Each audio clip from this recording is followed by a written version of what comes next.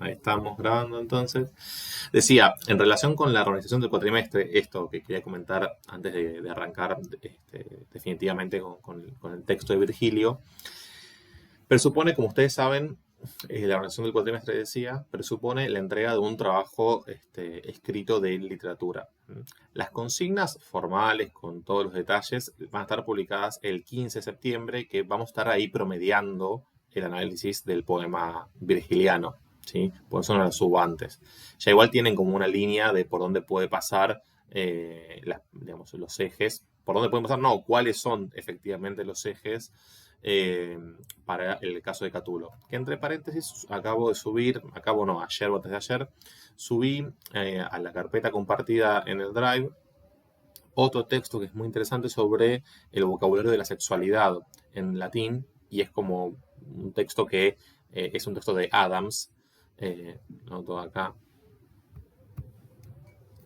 el texto de Adams de Latin Sexual Vocabulary.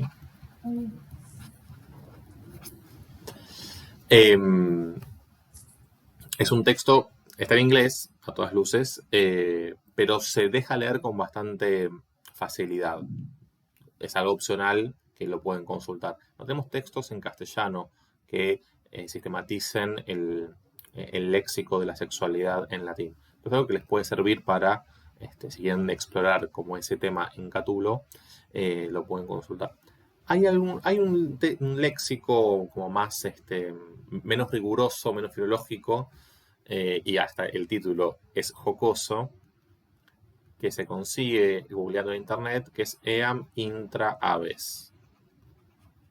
La traducción es lo que se imaginan a lo Diego, digamos así. Y es una suerte de lexicon desarrollado por un grupo de estudiantes y profesores de la Universidad Nacional del Sur, que después de un curso de Catulo encontraron que, bueno, las acepciones que aparecían en el Vox eran como soft, digamos así. Entonces escribieron algunas entradas, insisto, con un tono más jocoso, menos filológico, pero por ahí también pueden encontrar algo. Si es que les interesa trabajar la cuestión del vocabulario de la sexualidad en Catulo, que tiene como distintas orientaciones o funciones, ¿no? No solamente es el léxico de la sexualidad en términos de maneras de expresar el deseo y las relaciones o las identidades sexogenéricas en los distintos poemas, sino también muchas veces es una forma de reafirmar la condición de huir del enunciador, ¿no? Del yo lírico, que, como en el Carmen 16, bueno, se defiende de quienes lo critican por su poesía, se defiende utilizando este léxico de la sexualidad de manera violenta, digamos, ¿no? Y en relación también con este patrón cultural o esta pauta cultural de la Roma antigua a propósito de los roles pasivos y activos. Bueno, esto viene a cuento de uno de los ejes posibles para trabajar con Catulo. Pero insisto, a los efectos del trabajo escrito, las consignas formales y detalladas van a estar el 15 de septiembre, ya tienen alguna idea y bueno, me pueden contar después si quieren, si han leído algo de la bibliografía o si quieren consultarme algo, también lo podemos ver. Y van a tener un mes para hacerlo, ¿sí? La fecha de entrega es el 13 de octubre.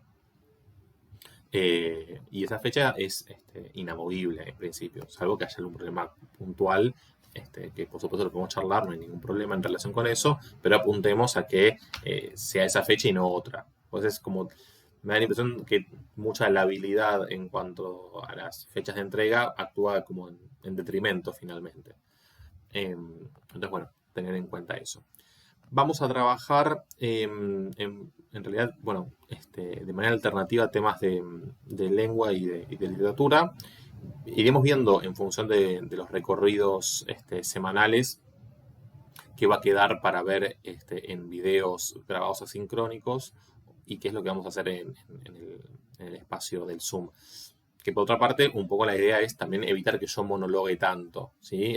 Ahora que pude rapiñar esta plataforma de un proyecto de investigación y usarla libremente, vamos a poder por ahí en algunos encuentros hacer pequeñas actividades, que ustedes trabajen en grupos, en dúos o en tríos, para resolver una actividad cortita y después hacer una puesta en común. Bueno, intentar que, este es como mi propósito de la virtualidad en el segundo cuatrimestre, intentar que haya más un ida y vuelta y no monopolice yo tanto la palabra. Por hoy no va a ser el caso de esto que estoy diciendo. Espero que no. Pero bueno, un poco la idea es esta. Y también la propuesta en este sentido es mantener la lógica de encuentros cada 15 días y ver cómo nos llevamos. Intentar ver, yo lo pauté así todo el cuatrimestre, probemos septiembre, si va bien. Si en octubre vemos que estaría bueno agregar otro encuentro más, lo podemos acordar. Si ustedes me dicen, no, la verdad que este primer mes, así cada 15 días, digamos, cada 15 días sincrónico y cada 15 días como invertido, ¿no? Asincrónico, como que esa lógica intercalada funcionó bien, lo sostenemos. Yo armé así por ahora la lógica del cuatrimestre, pero llegado el momento, si vemos que podemos agregar más sincronía y que tienen ganas y suma, también lo podemos hacer. No hay ningún problema en cuanto a eso. El día de la entrega del trabajo, como me imagino que por ahí van a estar como ultimando detalles o escribiendo contra el reloj, como suele ocurrir, sí va a ser un encuentro, un día de desencuentro, digamos así, de asincronía, y van a tener un video grabado por mí sobre la obra de Ovidio, ¿sí? Para introducir 2 obras en particular, que vamos a leer algunos extractos, no enteras porque son muy largas. Si las quieren enteras, más que bienvenido porque son apasionantes. Metamorfosis de Ovidio, que es una opus magnum realmente, y las pónticas, que son las cartas del exilio. Así que bueno, vamos a trabajar con algunos textos que están ya en el cuadernillo de actividades. Pero fíjense que los últimos temas de lengua que están previstos son van a ser explicados el 20 de octubre. Así que después tenemos 2 semanas para ejercitar con Ovidio, para practicar para el parcial, y después viene la secuencia ya en noviembre el segundo parcial va a ser el 10 de noviembre, si esa es una fecha fija, ya la pueden ir como agendando y reservando en sus vidas. El 10 de noviembre es el segundo parcial, con la posibilidad de recuperatorio por la razón que fuere el 17 de noviembre. ¿Dije diciembre recién? No sé. ¿O dije noviembre? ¿Dije bien? Bueno, no sé. No sé. Noviembre, me parece, sí. Como que me pareció como en el recuerdo inmediato, si habré dicho diciembre, ya como deseando las vacaciones. Bueno, digo, el 10 de noviembre es el segundo parcial y a la semana el recuperatorio por la razón que fuere, y nos queda la última clase ahí en los arrabales de noviembre y en los arrabales también del año, para hacer un cierre de la materia, entrar las notas por supuesto, y bueno, concluir este camino del latín. Se terminan los latines. Así que este es un poco el panorama. También tengo la intención, si es que da y tienen ganas, es algo que vamos a hacer en el 1 este año, y por ahí si ustedes tienen ganas también lo podemos hacer en el Latín 2, tener algún encuentro de cine debate. Elegir una película, yo ya estuve como pensando en unas propuestas, alguna película que trabaje con algún aspecto de la guerra civil, por ejemplo, o que trabaje con la figura de Cleopatra y su vínculo con estos personajes de la Roma tardorrepublicana, esta idea de que Egipto es como una ficha ahí en el tablero de ajedrez, es un casillero, mejor dicho, en el tablero de ajedrez de la geopolítica romana. Bueno, hay un par de películas de los años 60, sobre todo, que abordan esa cuestión. Sería una posibilidad tener como un encuentro más distendido y transmitir a vivo alguna película para ver y después hacer un comentario, un intercambio. Es una posibilidad que se me había ocurrido. Si vemos que da, lo incluimos en el programa. Es un programa, insisto, que traza un camino posible, pero en el medio y en el desandar lo podremos ir acomodando. Sí, tener como fechas estas, lo que está en verde, sí, tenerlo como fechas más fijas. La entrega de consignas, la entrega por parte de ustedes del trabajo, el 13 de octubre, y un mes después, fíjense que está todo bastante distanciado a propósito, y un mes después, el 10 de noviembre, el segundo parcial. Bien. ¿Algunas preguntas en relación con los temas? La idea sería terminar con Eneida en septiembre, o sea, tomarnos este mes para terminar con el poema.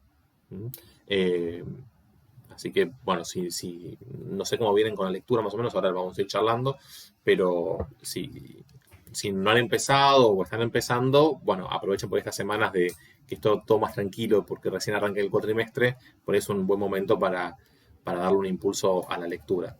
Tengan en cuenta que en el trabajo de literatura, si bien van a poder elegir, van a tener que elegir sí o sí una de entre cinco ejes temáticos para la poesía de Catulo y uno de entre 5 ejes temáticos para el poema virgiliano. Bien. Pero sí, van a ser un formato de respuesta más bien corta. 3 páginas por pregunta. Esa es la idea. Bien, ¿alguna pregunta en relación con el cronograma? ¿Con las fechas? No, con el cronograma no. Con Virgilio, que estoy leyendo que todo el tiempo está intertextualizando con Homero, y yo la verdad es que no leí y no me doy cuenta de esas cosas. ¿Es necesario saberlo? Porque yo no me doy cuenta cuando está haciendo referencia a otra obra. Bueno, al final eso aparece anotado en nota al pie. Eso Claro. aparece. Por supuesto que si tienen la lectura de Ilíada y Odisea ya hechas, eso enriquece la lectura de Eneida. Lo que no significa que no se pueda leer sin esas lecturas previas, porque no es la única intertextualidad con la cual opera Virgilio. ¿Sí? Digamos, hay múltiples mecanismos de intertextualidad en la Eneida virgiliana. Lo que ocurre es que en el caso de los hipotextos homéricos, es lo que pauta la estructura de la obra, porque vos tenés una obra dividida en 2 partes. ¿Sí? Los primeros 6 libros que corresponden a la Eneida odiseica y los segundos a la Iliádica, por la cuestión de cómo está entramada la narración. ¿Sí? La narración de los viajes y la narración de la guerra, dicho así muy, muy groseramente o muy simplificadamente. Entonces, tener en cuenta que ese es esa relación de intertextualidad es como la más evidente, pero hay otras. Hay intertextualidad con Catulo, con Lucrecio, con muchos poetas del periodo republicano al interior del campo literario romano. También hay intertextualidades hacia adelante en el tiempo, ¿sí? Con Séneca, por ejemplo, y con otros autores incluso de la literatura griega. Y hay también un entramado filosófico, sobre todo en el libro sexto, que también expresa relaciones de intertextualidad con el Fedón, por ejemplo. Es decir, la intertextualidad es es un procedimiento de generación textual que es muy frecuente en la literatura antigua en general y en la virgiliana en particular por esta impronta helenística y esta poesía, digamos así, de culto en términos de la cantidad de alusiones que están cifradas en el texto. Entonces, lo puedes leer tranquilamente sin haber leído todo lo anterior y tomar nota de, bueno, si justamente una nota al pie te apunta a algo, bueno, registrarlo en ese sentido. En ningún momento yo te voy a preguntar. Si la pregunta es esa, no, yo no te voy a... Porque en una parte no me acuerdo, creo que es del libro 1. Hay algo que hace mucha alusión y que de hecho ahora no me acuerdo porque son tantos los nombres que aparecen, obviamente yo lo veo por la nota al pie. Y es como que a mí, para terminar de entender sentía que me faltaba leer la Eneida, pero la otra obra, pero no sé, a lo Están mejor fue... recreadas, digamos, qué sé yo, cuando llegamos al canto octavo y veamos el escudo, ¿sí? de Eneas, claramente hay una reelaboración del canto Sigma del 18, de la Ilíada, del escudo de Aquiles. No es lo mismo, pero conocer qué es lo que hace Homero permite entender el proceso de reelaboración que hace Virgilio, ¿sí? Y eso lo vamos a ir viendo acá, o sea, digamos, yo no voy a agotar, porque excede el marco del curso, agotar todas las relaciones de intertextualidad. Cuando aparece una que considero especialmente relevante, la voy a comentar, la aclaro y seguimos adelante. Okay. Igual Homero en algún momento de la carrera van a leer, cuando cursen griego, o literatura clásica o alguna de esas, seguramente van a leer. Supongo, pero yo no hice nada todavía de eso. Se lee en griego 1 y después se retoma o en la literatura o en el seminario de mito. Seguro que reaparece, aunque no entera la Ilíada, Odisea, algún canto seguro que reaparece. En clásica igual leímos entera la Ilíada. Claro, bueno, perfecto. Y también en el griego 1, ¿no? Yo no sé.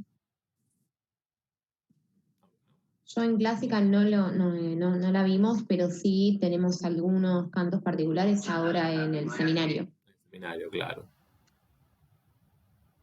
Perfecto. Bueno, esperen que no tengo acá el... Ahí va. Perfecto. Bien, estamos en estos primeros 7 versos. Vamos a ver los 7 versos porque ya, bueno, hay una cantidad de elementos acá para revisar que resultan muy interesantes a la hora sobre todo de pensar cuáles son los ejes de sentido que atraviesan la obra.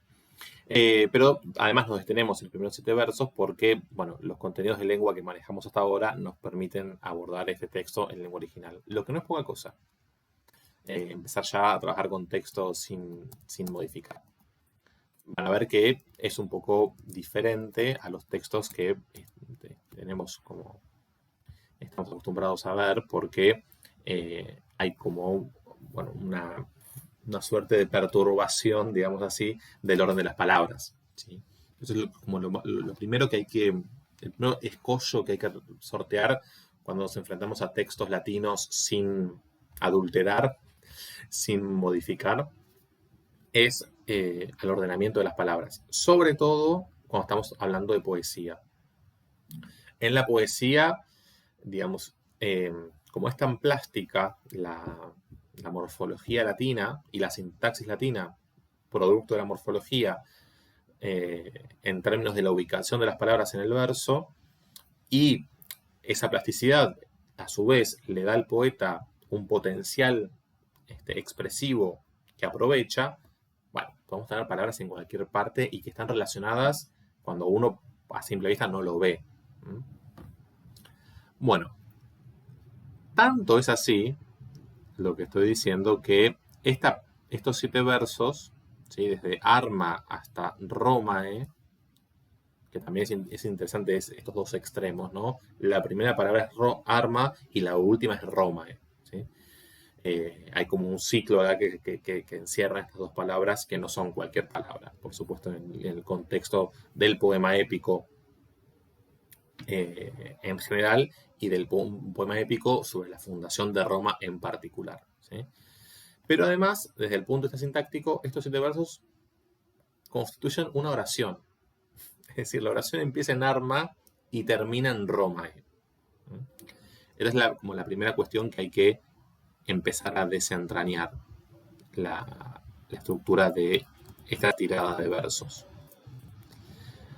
Entonces, lo que yo les sugiero es, para entender primero lo que dice, ir hasta este lítora, la primera palabra del verso 3. ¿Sí?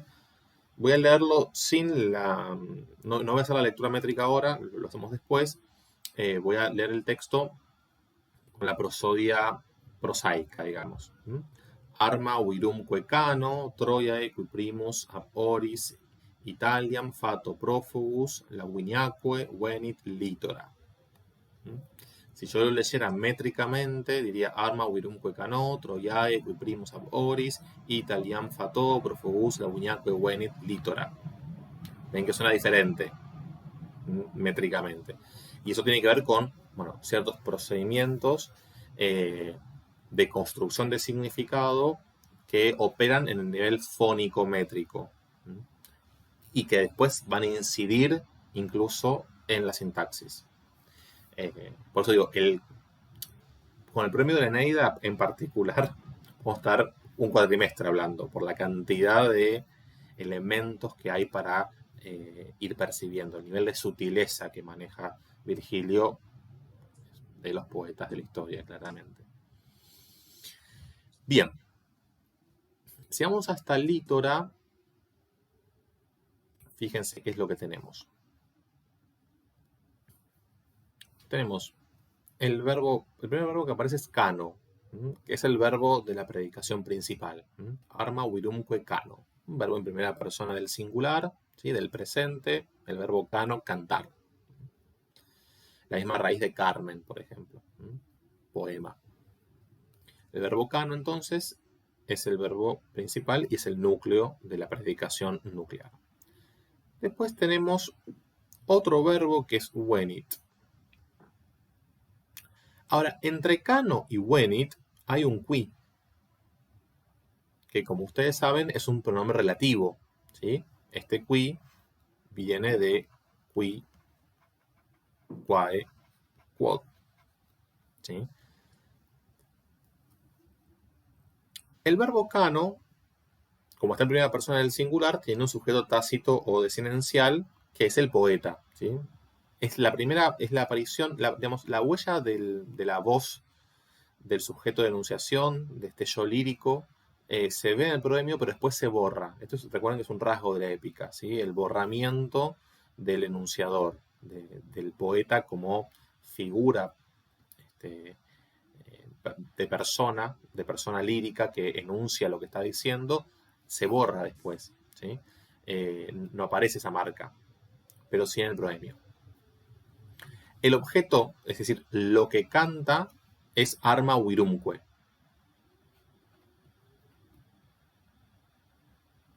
¿Sí? Son dos acusativos, uno neutro plural, arma, y otro masculino singular, virum. ¿Sí? Canto a las armas y al varón. No me acuerdo si lo dije en el video, pero por lo menos lo repito ahora. Esto es una figura retórica, arma virumque, ¿sí? Es una endiadis, ¿sí? ¿Por qué?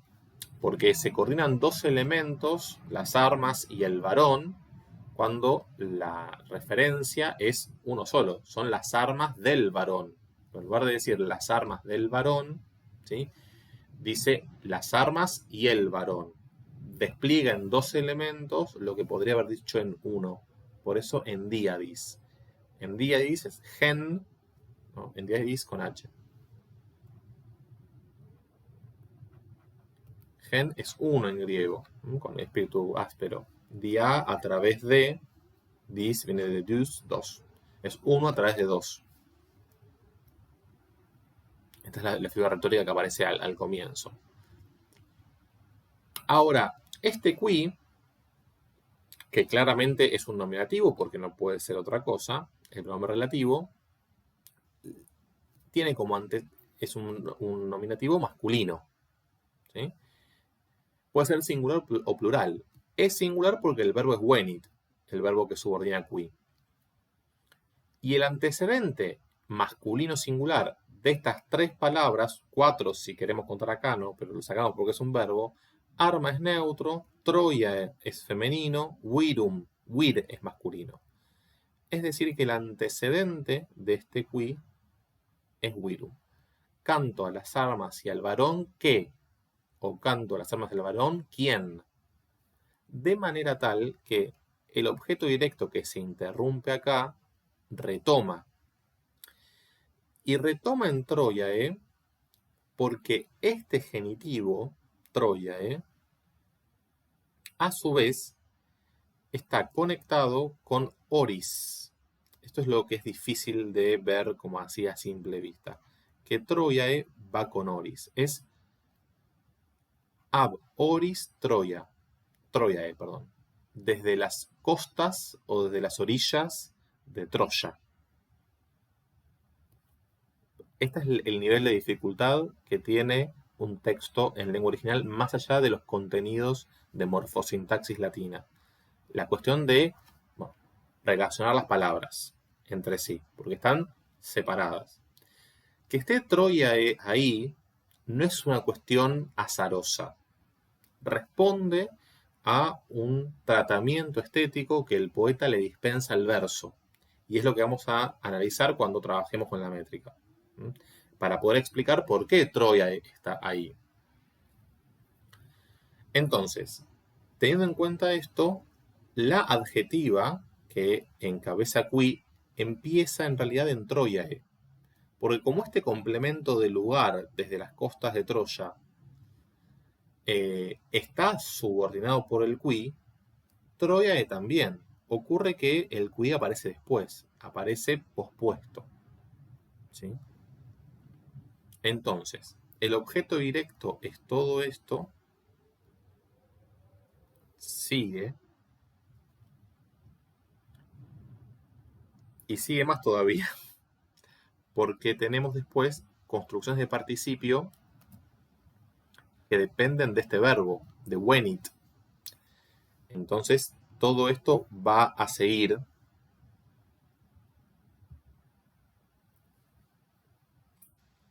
hasta acá, hasta latio. Como la adjetiva llega hasta latio porque hay subordinación adentro de subordinación, que es lo que vamos a ver ahora en un rato, como esto llega hasta acá, el objeto directo también llega hasta latio. ¿Sí? El objeto directo también llega hasta latio porque digamos, la relativa está adentro del objeto directo, porque el antecedente del pronombre es virum, uno de los núcleos del objeto directo. Entonces, si la relativa llega hasta latio, del mismo modo el objeto directo, porque contiene el núcleo al cual esa relativa modifica. Es decir, desde acá tenemos un atributo o un modificador directo articulado como una relativa adjetiva que sigue todo este camino. ¿Sí? Bueno, todo esto es de aquí hasta latio. Yo no voy a trazar todas las rayas ahora porque va a quedar un mamarracho. Pero lo que hay que entender es que hasta latio hay una unidad de sentido que involucra una proposición relativa adjetiva encabezada por qui, pero que empieza desde Troyae, y que toda esa estructura, que después tiene estructuras recursivas por dentro, modifica a virum, porque es el único antecedente masculino singular con el cual qui puede concordar en género y número. En caso no, porque no hace falta que concuerde en caso. No tiene por qué concordar en caso, porque es un pronombre relativo. ¿Hasta acá hay una pregunta? ¿Me sigue la lógica? Bien. Borro esto y analizo haciendo de cuenta que estoy ya metido en la relativa. ¿Sí? Vamos a la relativa.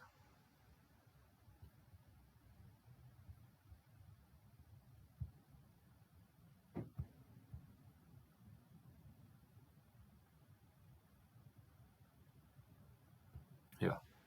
Bueno.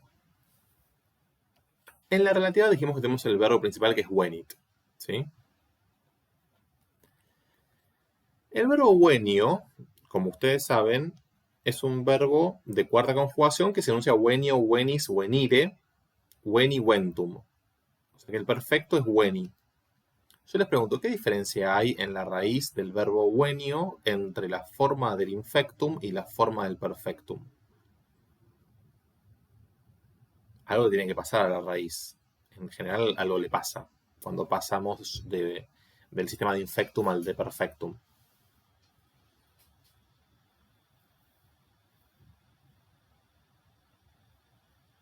Yo les digo que hay un cambio en la raíz. ¿Cuál podría ser?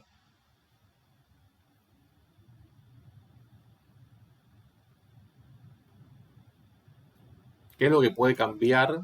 Que en latín es importante y nosotros no lo percibimos.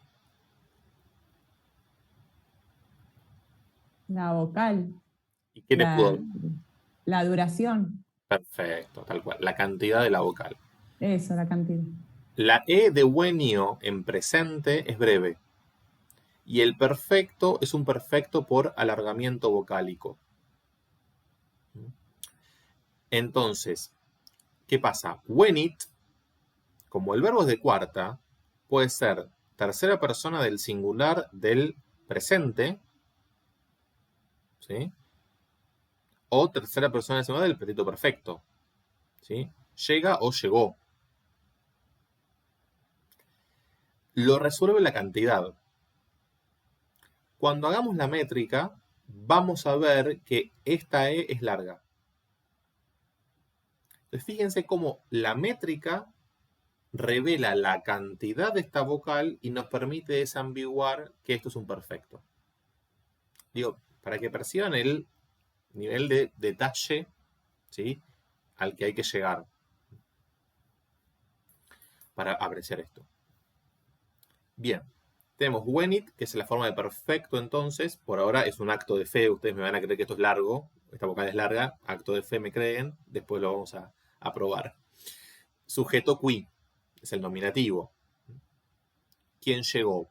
Primero, primus, nominativo singular, predicativo subjetivo. ¿Quién llegó primero? Y habíamos anticipado desde las costas de Troya, ¿sí? Es un circunstancial de lugar que tiene estructura de unde. Fíjense que tenemos acá entonces el subordinante y el término que empieza antes de la preposición. Esto en retórica se llama anástrofe, ¿sí? La anástrofe es un recurso por el cual el término de una preposición empieza antes de la preposición, aparece ya antes de la preposición, ¿sí?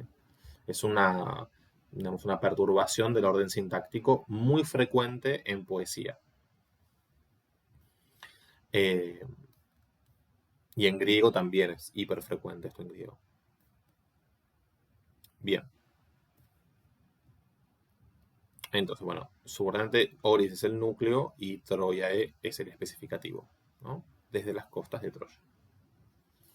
¿A dónde llegó? Llegó a Italia.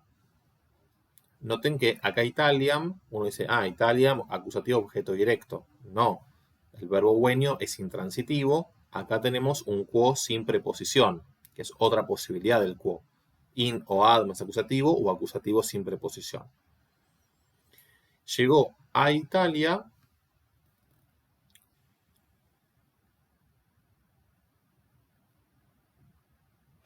y acá tenemos otra estructura que es profugus fato o fato profugus. Profugus, claramente está en nominativo, es otro predicativo subjetivo, pero fato aparece relacionado con prófugus, porque es prófugo por el hado. El hado separado.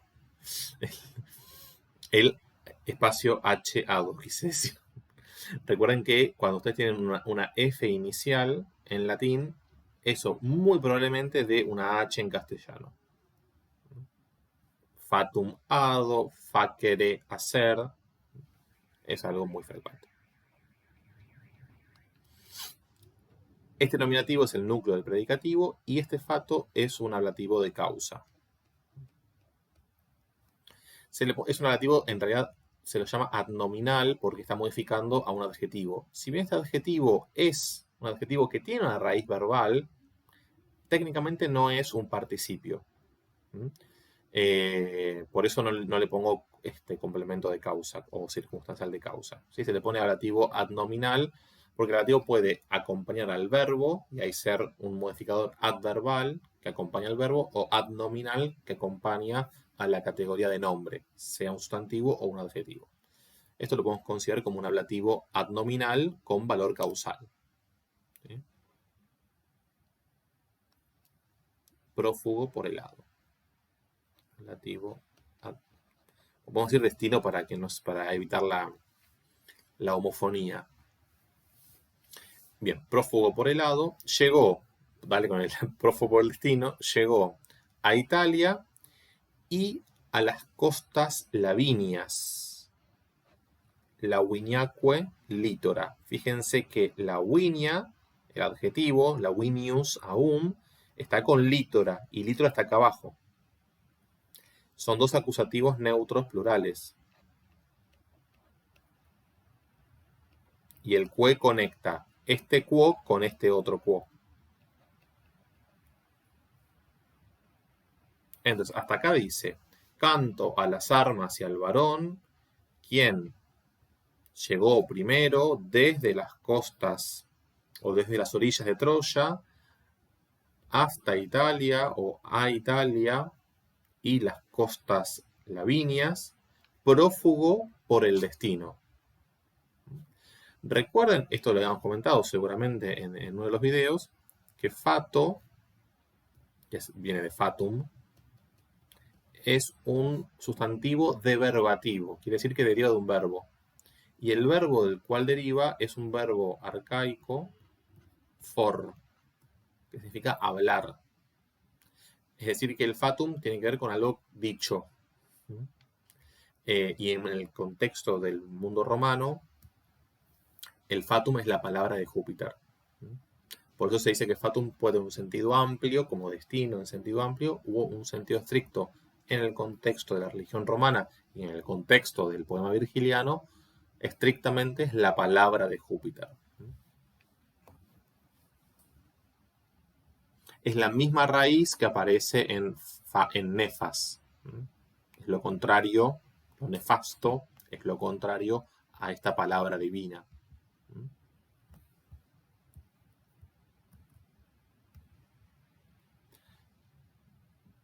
Multum ille et terris iactatus et alto vi superum saevae memorem iunonis ob iram multa quoque et velo passus dum conderet urbem inferret quedeos.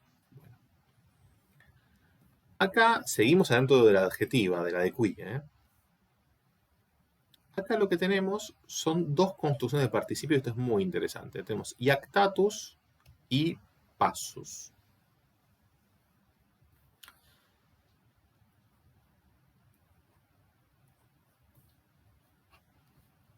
Vamos con la primera. La primera, noten que las dos construcciones de participio, ¿sí? Son dos construcciones de participio que funcionan como predicativo subjetivo porque iactatus y passus están en nominativo, singular. O sea que siguen refiriéndose a qui, o sea al vir, o sea a Eneas. O sea, acá hay la primera, predicativo subjetivo, y acá está la segunda construcción de participio, también predicativo subjetivo. Iactatus multum ille et terris et alto vi superum. Bueno, fíjense acá lo que tenemos. Dos coordinantes. Recuerden cuando tienen dos coordinantes y hay dos elementos de coordinación. Cuando ustedes tienen dos elementos que se coordinan, lo mínimo necesario es un coordinante. Pero si hay dos elementos y dos coordinantes, es que es una coordinación enfática.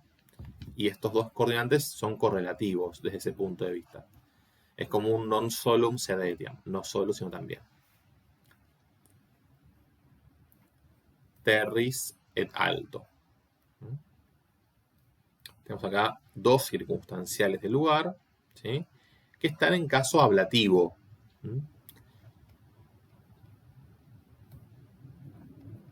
Esto es un qua. Cuidado con este qua. Si ustedes se acuerdan cuando vimos los loci, el qua se construye prototípicamente con per más acusativo. Pero hay otra manera de construir el qua que es con ablativo sin preposición. Es menos frecuente, pero es la que aparece acá.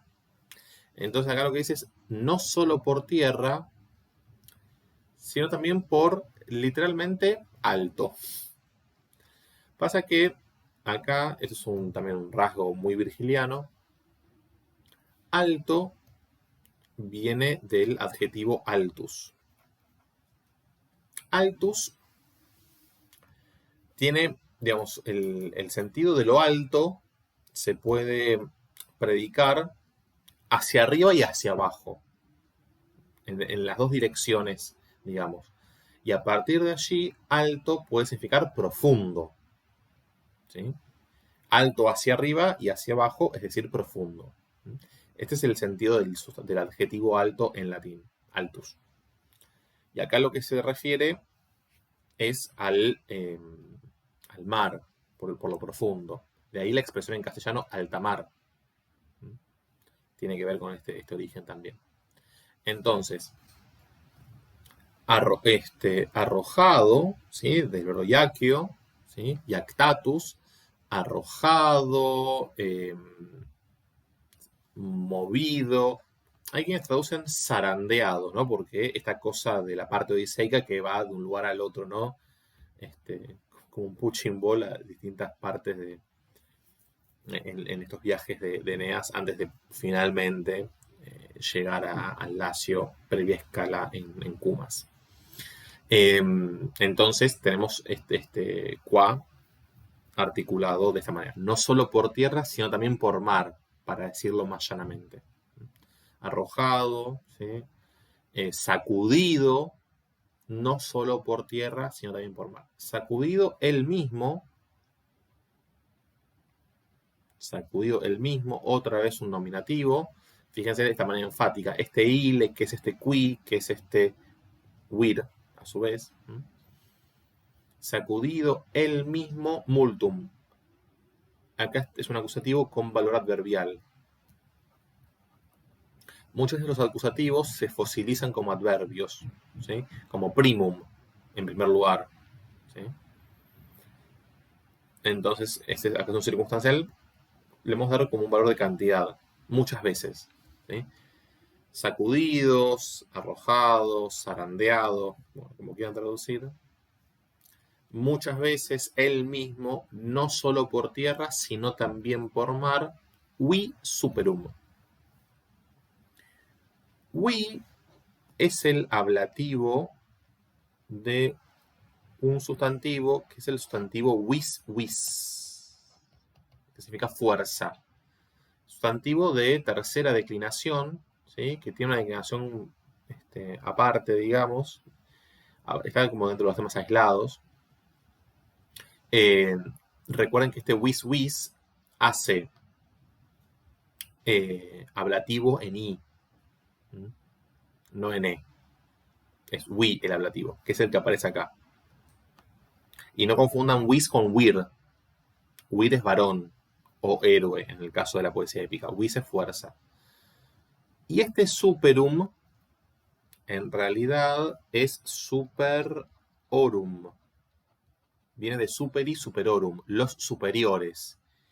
Y lo que pasó acá es un fenómeno métrico prosódico que cayó la secuencia or. Es un genitivo plural sincopado.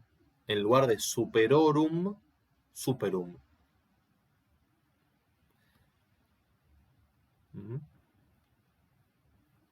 Pero incluso con wir pasa eso también. Ustedes pueden tener virorum como genitivo plural o virum. Cae esto. Hace una síncopa. Es lo mismo que pasa con superorum. Digo, tengan en cuenta esto porque es un genitivo plural, aunque no lo parezca. Entonces, fue sacudido, zarandeado, arrojado, etc. Por la fuerza, este es el ablativo femenino singular, por la fuerza circunstancial de causa de los superiores, es decir, de los dioses superiores. Recuerden que en el, digamos así, panteón romano, en la religión romana, tenemos dioses superi, ¿sí? Que son los dioses celestiales, los que habitan en el Olimpo, y dioses inferi, que son los dioses infernales, los dioses del Averno.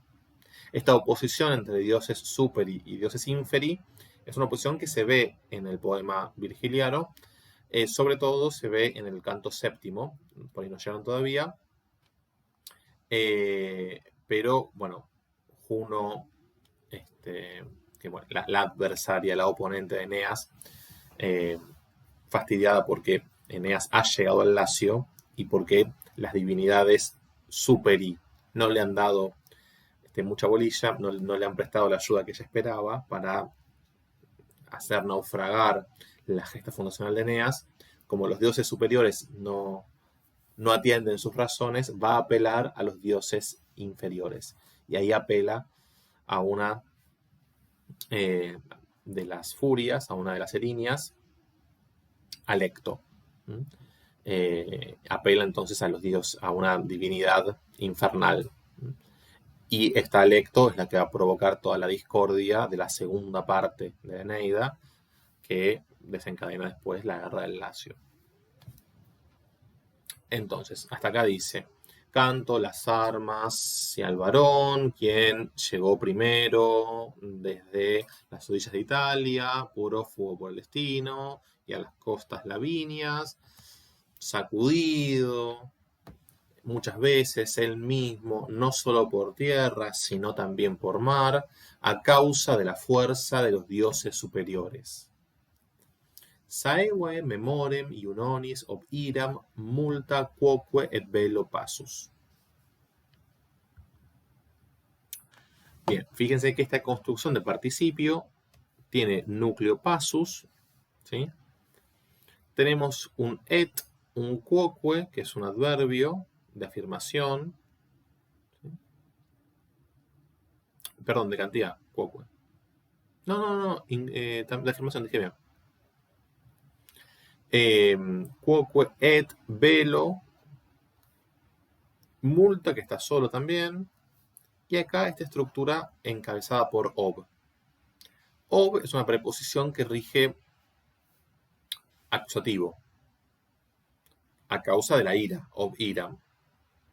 Pasa que iram es modificado por memorem, la memoriosa ira, memoriosa como rencorosa, ¿no? Memoriosa ira. ¿De quién? De la salvaje Juno. Fíjense en la disposición de las palabras en el verso, cómo están cruzados los modificadores y los núcleos. Saevae no modifica memorem, modifica iunonis. Y memorem no está con iunonis, está con iram. ¿Sí? Este entrecruzamiento de las relaciones sintácticas.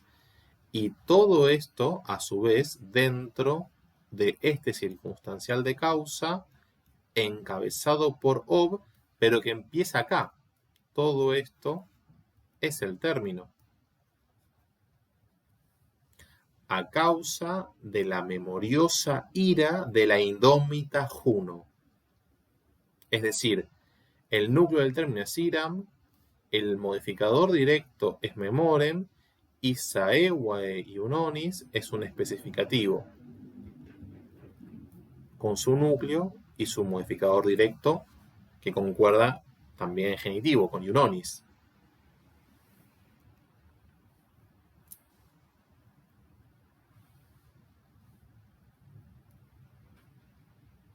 Bien. Quoque, circunstancia de afirmación o de cantidad incluso, y este et no es coordinante, porque fíjense que tenemos un circunstancial de causa, ya está todo resuelto ahí adentro. Multa es un acusativo plural, tiene una A breve, y velo está en ablativo. Entonces, el et no puede coordinar un acusativo con un ablativo, no puede coordinar un adverbio con un participio. Los coordinantes siempre unen dos elementos equivalentes. Este et es un adverbio también. Recuerden que et puede ser conjunción copulativa y o adverbio de cantidad también. Tenemos acá un circunstancial de cantidad o de afirmación. Entonces, multa es el objeto directo porque el verbo es patior, padecer, es un verbo deponente. Ya lo vamos a sistematizar a los verbos deponentes más adelante, en breve, pero son verbos que se enuncian en plural, en voz pasiva, tienen morfología pasiva, pero sentido activo. Por eso podemos tener acá un objeto directo. Habiendo padecido muchas cosas, habiéndolas padecido. Ese es el sentido de la frase. Y la guerra es un circunstancial del lugar, ¿no? Un ablativo neutro singular. Pero lo que dice es, bueno, arrojado por tierra y por mar, pasus, habiendo padecido muchas cosas, multa. Recuerden que cuando tienen un adjetivo neutro plural, está sustantivado, si no modifica a otra palabra, como es este caso. Habiendo padecido muchas cosas, a causa de la memoriosa ira de la indómita Juno, ob memorem iram saevae iunonis, incluso también quoque et velo, incluso también en la guerra. Lo interesante de estas construcciones participiales es que la primera de ellas está connotando desde el punto de vista estructural la Eneida odiseica, porque este zarandeo no solo por tierra y por mar hace alusión a los viajes de Eneas, y la segunda construcción de participio, que tiene que ver con muchas cosas padecidas incluso en la guerra, está connotando estructuralmente la segunda parte de la Eneida, es decir, la Iliádica. De este tipo de sutilezas trata el prólogo y trata la poesía virgiliana. Esto así está desparramado en todo el poema. Claramente no vamos a analizar así el poema, no terminamos más. Pero bueno, el poema tiene como esta particularidad y esta potencia, esta cantidad de matices y de niveles de significación. Por eso este detalle.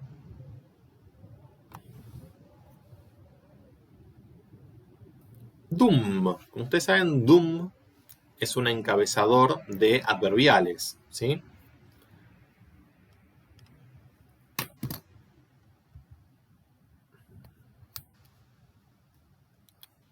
Dum más indicativo encabeza un adverbial temporal y se traduce por mientras. Mientras que, si el verbo que le sigue está en subjuntivo, que es el próximo que vamos a abordar, la morfología del subjuntivo, se traduce por hasta que.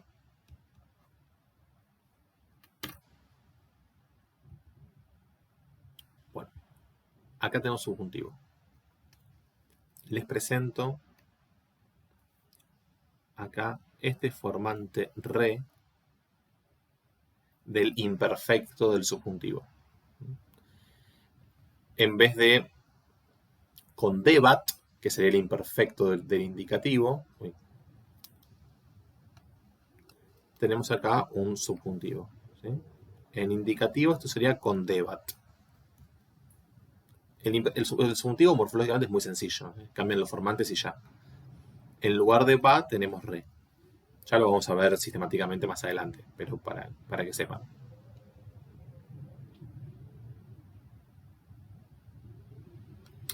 Entonces, a partir de acá y hasta acá, tenemos la adverbial temporal, un circunstancial de tiempo articulado como una pía adverbial.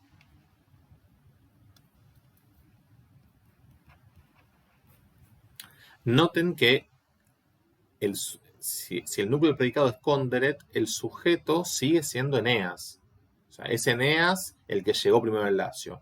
Es Eneas el que fue zarandeado, el Weir, ¿no? El que fue zarandeado no solo por tierra, sino también por mar.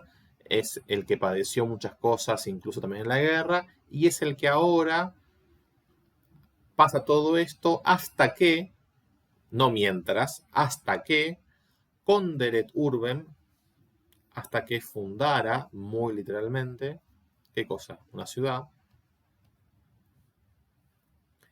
Y llevara, inferret, el otro verbo, ¿sí? Es todo un predicado compuesto dentro de la de dum, con sujeto tácito, Eneas, en tercera del singular. Llevara que los dioses al Lacio. Acá lo que tenemos es un dativo de dirección. algo muy particular, porque si uno dice dirección, uno espera un quo. Es la forma para expresar un circunstancial del lugar que indica hacia, con acusativo.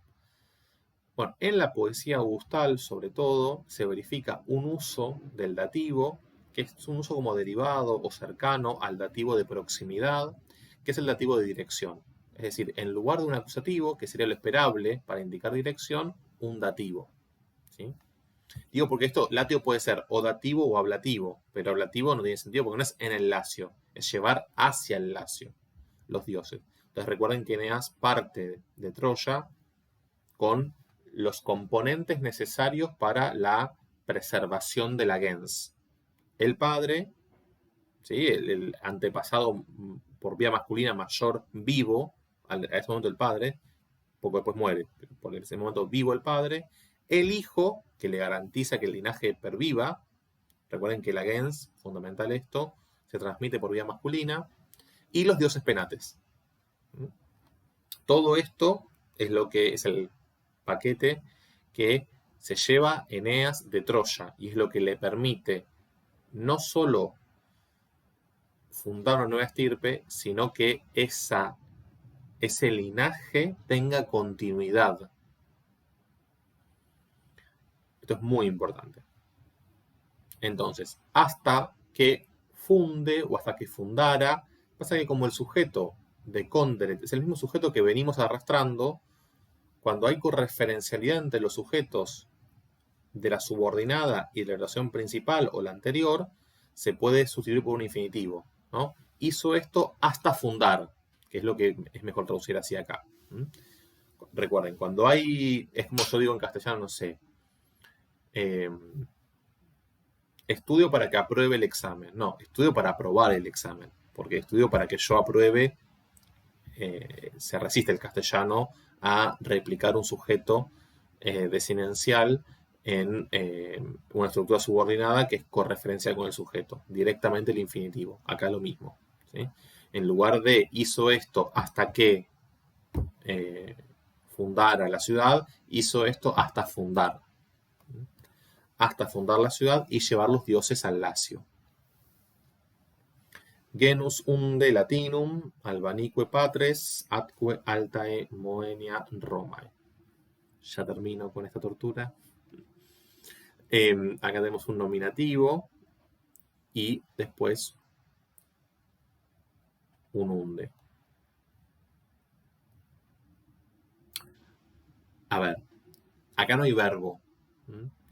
Cuando no hay verbo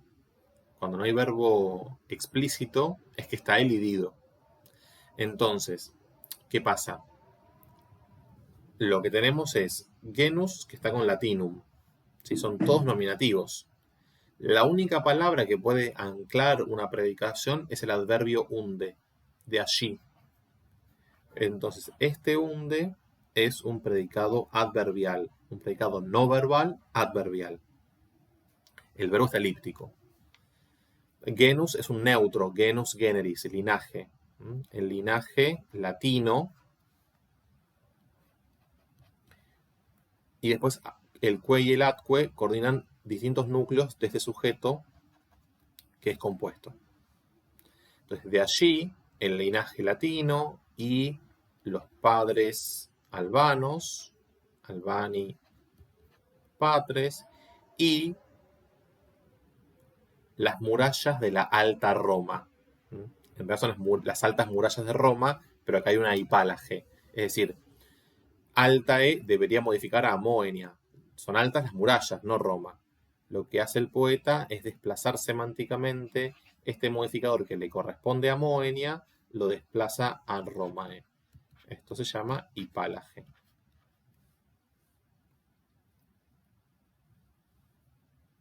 Sintácticamente, Moenia es el núcleo, el último núcleo de este sujeto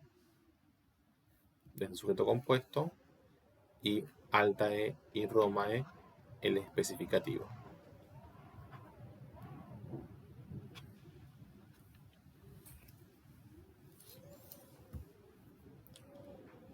Bien. ¿Preguntas hasta acá? ¿Cómo lo ven esto? Siempre cuando tengo que explicar esto, hay como caras de preocupación. Pero no se asusten porque nunca les voy a pedir un parcial que resuelvan esto así de la nada. Esto lleva tiempo y no es que se vea así a simple vista. Pero bueno, si pudieron seguir la lógica de la sintaxis, buenísimo, porque es la idea en realidad. Y poder apreciar sobre todo todos estos niveles de detalle. No sé si alguien quiere preguntar algo. Después esto yo igual les paso un archivo con esto en limpio, porque me tomé el trabajo el año pasado de hacer esto en limpio, pasarlo en limpio. Entonces se lo voy a dar con todas las rayitas bien hechas. Acá lo expliqué. No sé si fui claro con lo que expliqué, pero... Sí, explicándolo así como lo explicaste, se entiende y se ve bien. Ahora, si me das esto y puede No. estar 3 años. Sí.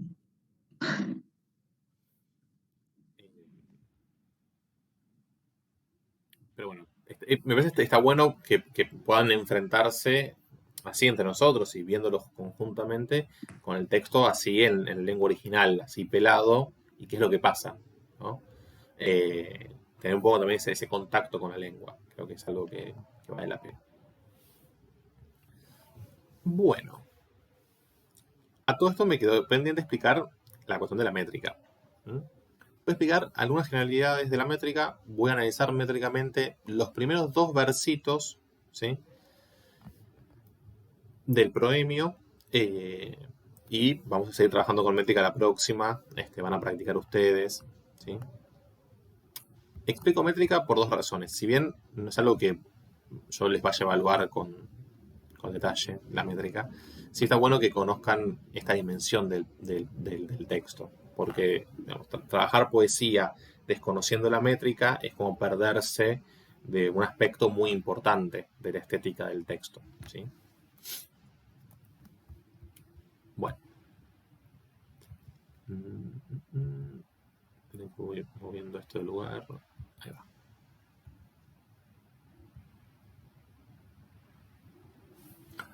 Bueno. Vamos a ver la métrica del hexámetro dactílico. El hexámetro dactílico es un tipo de metro. ¿Por qué digo un tipo de metro? Porque en latín, en la métrica clásica en general, en griego y en otras lenguas clásicas del mismo modo, hay más de un tipo de metro, porque el tipo de metro es un tipologema de género, es decir, indica qué género literario, con qué género literario el poeta está trabajando. No se utilizan todos los metros para todos los géneros. Al contrario, ciertos metros están directamente relacionados con ciertos géneros. El metro de la poesía épica es el hexámetro dactílico. Es el metro más usado por esta poesía como más culta y que tiene que ver con el metro más... El metro, digamos así, que la perspectiva genérica en el sistema literario de la antigüedad asocia con los géneros graues, ¿sí? Los géneros más serios, digamos así, que tienen otra complejidad. No es el metro de la comedia. El hexámetro es el metro de la poesía épica, de la poesía didáctica incluso, ¿sí? De la bucólica, pero no es el metro de la comedia, ¿sí?, o de la sátira. Bueno, la sátira puede estar escrita en hexámetro, pero justamente porque tensiona en el opuesto de lo grave con lo serio y lo jocoso, lo satírico. Pero bueno, la cuestión de los metros y los géneros es como todo un mundo aparte. Por ahora retengan esto. La poesía épica se escribe en hexámetro dactílico. Después la lírica es un mundo más complejo todavía porque al interior de cada subgénero lírico hay cualquier cantidad de metros variables. Es todo la verdad que es muy complejo. ¿Qué es un hexámetro dactílico? Es un tipo de verso que está formado por 6 pies. Por eso es hexámetro, porque está formado por 6 pies. ¿Sí? Cada pie es una unidad métrica dentro del verso y ese pie está compuesto por una secuencia de sílabas largas o breves. Entonces, el verso, ¿sí?, es una unidad que se divide en pies y cada pie está conformado por una secuencia determinada de sílabas largas y o breves. El dáctilo es un tipo de pie que está conformado por una sílaba larga y dos breves. Eso es un dáctilo, una larga y dos breves. Entonces, 6 pies de esta forma dan por resultado un hexámetro dactílico. Ocurre que en la poesía épica, este hexámetro, ¿sí?, que es una larga y dos breves, puede sustituirse por dos largas, porque como ustedes saben, una larga equivale a dos breves, porque una breve es una mora, dura una mora, y una larga dura dos morae. Entonces, el dáctilo puede resolverse por un espondeo, ¿sí? Esta es una sustitución típica de la poesía épica. Por eso, en el esquema ustedes ven, esto que parece una carita no lo es que pueden tener o bien un dáctilo en el primer verso, o bien un espondeo, dos largas. O una larga y dos breves, o dos largas. La primera siempre es larga, porque es la marca del dáctilo, que empieza con una sílaba larga. Y fíjense que acá hay un acento. Como ustedes saben, en latín no existe la tilde. Este acento es un acento métrico, ¿sí?, que se marca solamente cuando se analiza métricamente el texto. Y el acento métrico recibe el nombre de ictus. Entonces, podemos tener en un hexámetro dactílico, en los 6 pies, o bien un dáctilo, o bien un espondeo. Salvo en el quinto pie, que en general es dactílico, porque es la marca de que es un hexámetro dactílico el esquema métrico de base. En muy pocas ocasiones el quinto pie se sustituye por espondeo. Es casi siempre dactílico, porque hay un pie que conserva la marca de origen, digamos. Todo lo demás se puede sustituir por espondeos, pero el dactílico se conserva en el quinto pie para que sea la marca identitaria, digamos así, del verso. Desde el punto de vista del efecto que produce esto rítmicamente, no es lo mismo tener un dáctilo que un espondeo. Porque si uno tiene dos sílabas largas, el resultado de ese verso es moroso, ¿sí?, porque tienen dos sílabas largas que duran más en el tiempo, ¿sí? Entonces, los versos más solemnes son versos que tienen sílabas largas porque va lento, que sí va más rápido con sílabas breves. Dicho de otra manera, cuando el poeta acumula en un verso secuencias de pies espondaicos, le imprime un tono de solemnidad a lo que está diciendo. Es más grave lo que está diciendo. Por lo general aparecen secuencias de espondeos cuando hay una escena que tiene esta carga emotiva. Creo que entró Federico para hacer una pregunta, ¿puede ser? Sí, ahí vi, perdón. ¿Cómo estás? Hola, profe.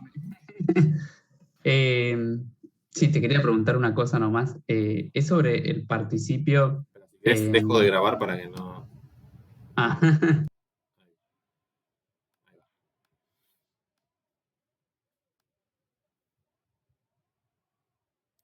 ¿Me vas a preguntar algo, Birna? ¿Puede ser? Sí, sí, mirando en el proemio, no me doy cuenta, ¿Pie a qué se le llama? ¿A la intensidad, a la sílaba que tiene el acento de intensidad? No entendí la pregunta, se cortó. Mirando el proemio, Mirando el proemio, cuando hablas de pie, ¿pie se refiere a la sílaba que tiene la intensidad? no. El pie es la unidad métrica en que se subdivide un verso. ¿Y está cuántas compuesto, palabras compone? puede no ser una palabra, puede ser menos o más de una palabra. Puede ser una palabra y parte de otra. No es, Ok. el pie no está asociado con una palabra, con la unidad de una palabra, sino con una secuencia de sílabas. Esa secuencia, digamos, el verso es todo como un continuum, en realidad, desde el punto de vista métrico. Sí. Desde el punto de vista métrico no importa la unidad de la palabra, importa la unidad del pie. A veces un pie te puede coincidir con una palabra, pero a veces es una palabra y parte de otra. O es Está bien. solamente una parte de una palabra, si es muy larga, por ejemplo.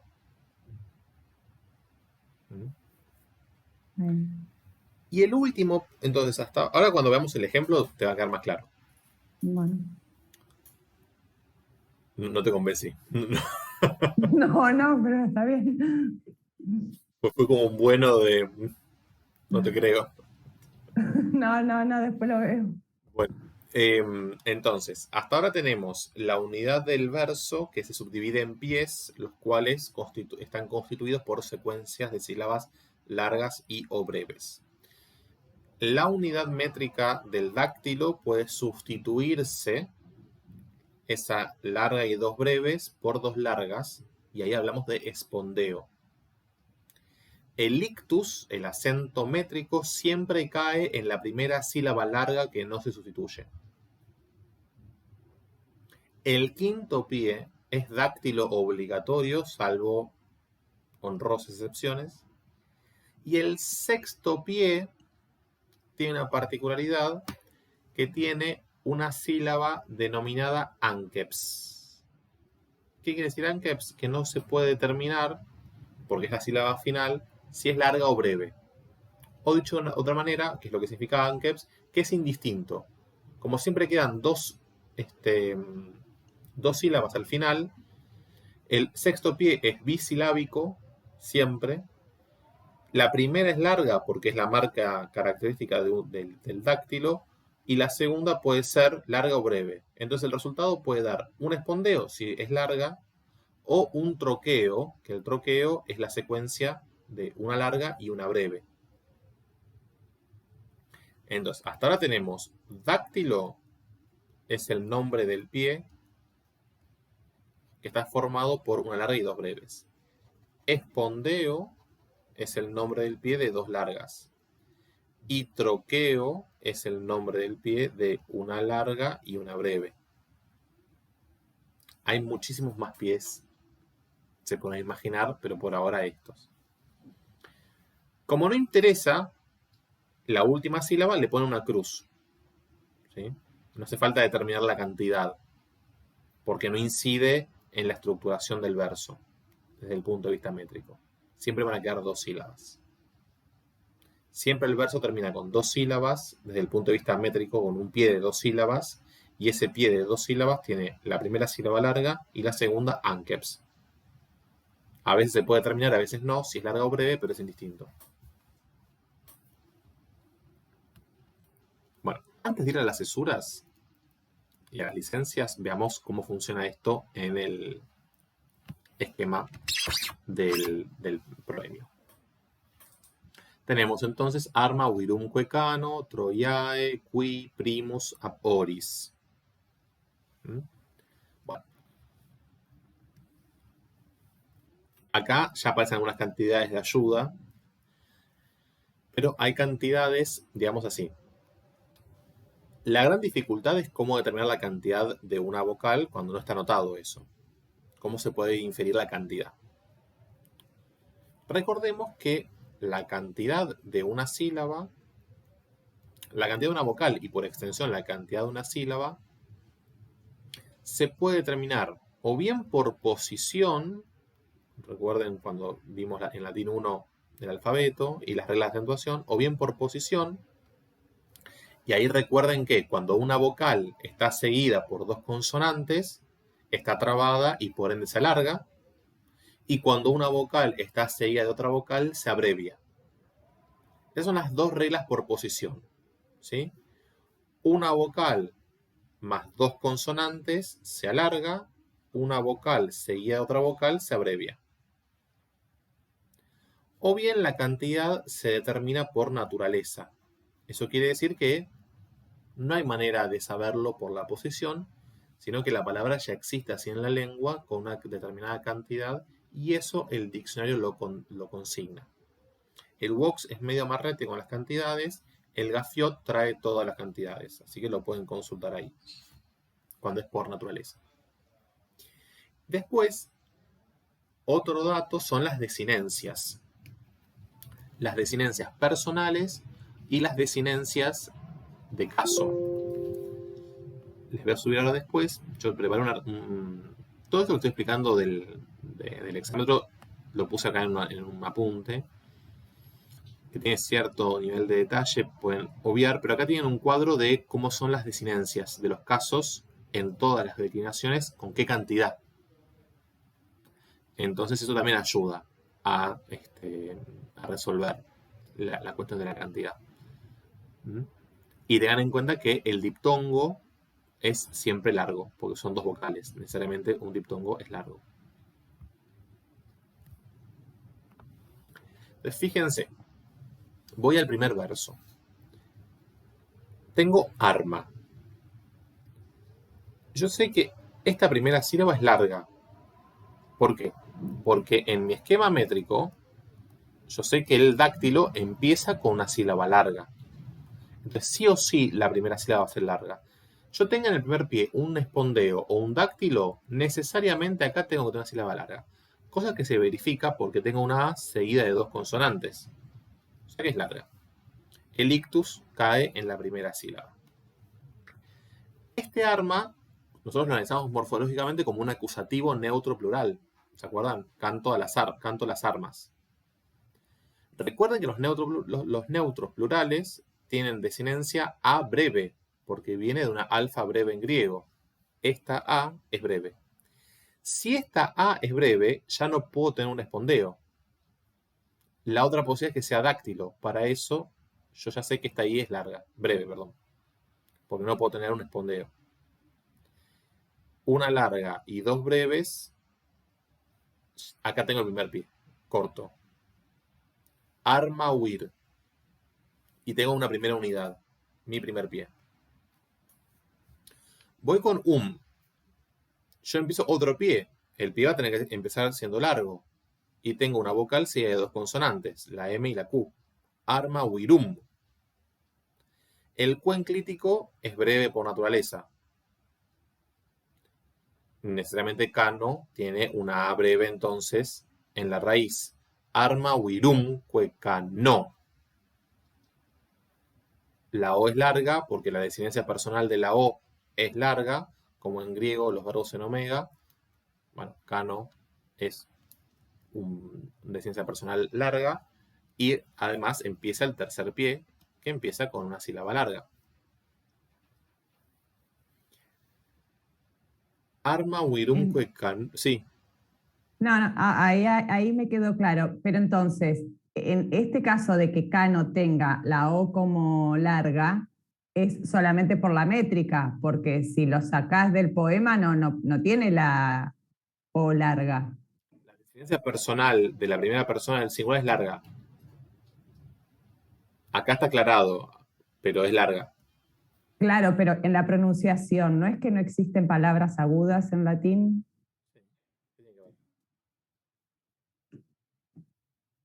Te perdí. Digamos, cuando vos tenés una palabra como cano, sí, vos podés tener esto tranquilamente y no decís cano, decís cano. Cano, claro. Pero no No, porque... creo que el punto no era que fuera larga, sino la tilde, digamos, que lleva por ser el comienzo del No, yo lo que, a ver, lo que yo entiendo es cómo se explica la diferencia de acentuación en el contexto métrico y por fuera de la métrica. Entendí que la pregunta apuntaba a eso. Claro, o sea, si vos... Vos acentuás en la normalidad, digamos así, fuera de la métrica. Cuando vos acentuás, no te fijas en la cantidad de la última sílaba. no, Lo que te determina el acento es la cantidad de la penúltima. Cuando vos tenés una palabra bisilábica, obligatoriamente va a ser grave. No te importa ni la cantidad de K ni la cantidad de no. Sí. Por esa regla que vos bien decías, en latín no hay agudas. Sí. Pero eso no implica que la O no sea larga. La O es larga, solo que está en la última sílaba y a los efectos de la pronunciación prosódica no importa. Está bien, perfecto. No sé si eso es lo que vos habéis entendido, Federico, o si te respondí también a tu duda. No, mi duda es porque arriba de la O, más allá de la cantidad, vos marcaste, digamos, una línea marcando que ahí va la fuerza. El ictus. No sé si eso es lo mismo que el acento o no. No. En latín, las palabras no llevan acento ortográfico, no llevan tilde.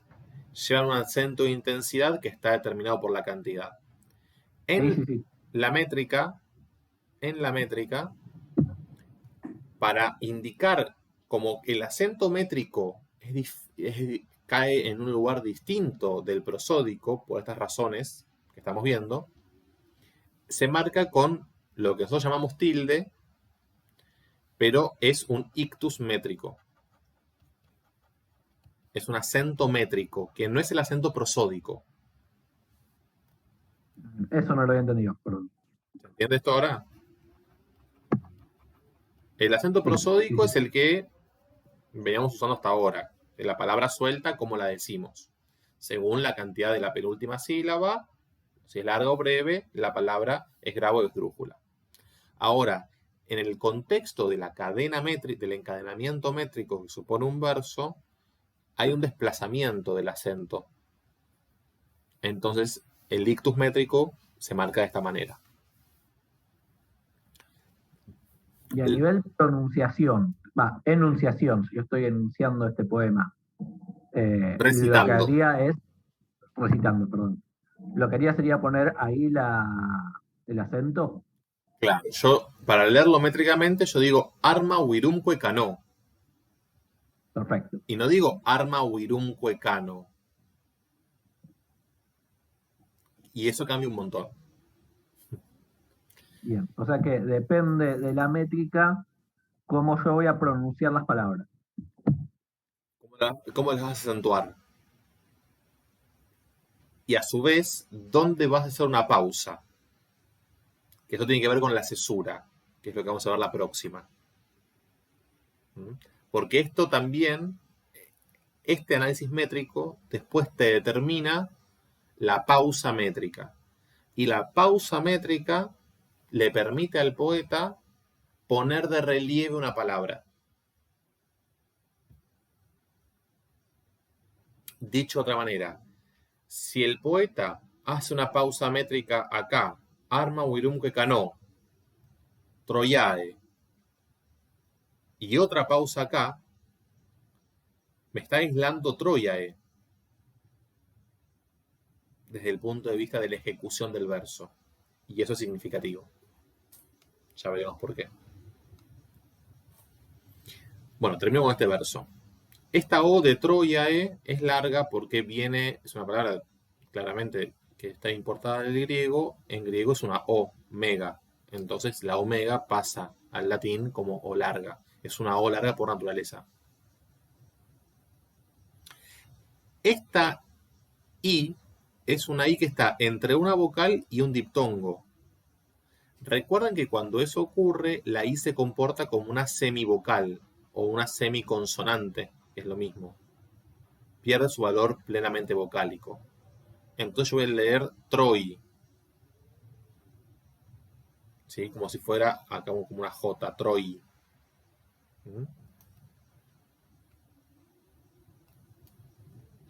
Entonces, arma, uirumque, canó, troi, y tengo un diptongo, empieza el cuarto pie, troi, ae, qui, que es el plural, es largo por naturaleza. Cierro acá, otro espondeo. Entonces tengo dáctilo, dáctilo, espondeo, espondeo. El quinto pie, dijimos que es dáctilo obligatorio. Tengo larga, primus, ab, oris. En este caso tengo un dáctilo, otro dáctilo, espondeo, espondeo, dáctilo, espondeo. No hace falta que el sexto puede ser espondeo o troqueo, pero pueden no fijarse en la cantidad porque no afecta a esa última sílaba. Entonces, si yo esto lo leo prosódicamente, fuera del contexto métrico, yo voy a leer arma, uirumque cano, troiae, qui primus, ab oris. Si yo lo leo métricamente, digo arma, uirumque cano, troiae, qui primus, ab oris.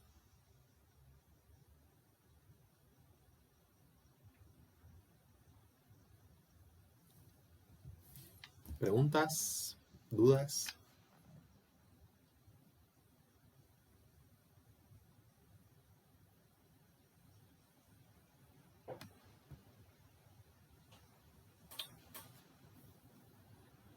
¿Qué piensan de la parte métrica? A mí me parece que como que siempre despierta como algo novedoso, ¿no?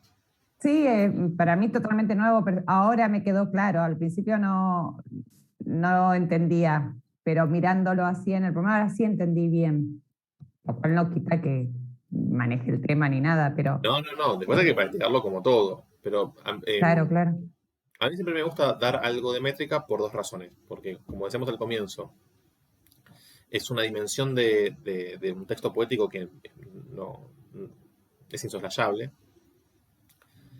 por el proceso de construcción de significado que comporta la métrica, eso por un lado, y por el otro, porque es algo que por lo general no se ve tanto, ni siquiera cuando uno estudia poesía castellana, quiero decir. A mí me pasó en la carrera que no, en las literaturas, cuando veíamos poesía, no se analizaba la versificación. Es algo que suele quedar de lado, como es un aspecto más formal, un poquito más duro. Entonces, cuando tener así como un approach a la métrica, aunque sea clásica, también puede ser un aporte para apreciar otra dimensión de un texto poético. Porque efectivamente eso está operando, ¿no? Bueno, dejamos de grabar acá, entonces.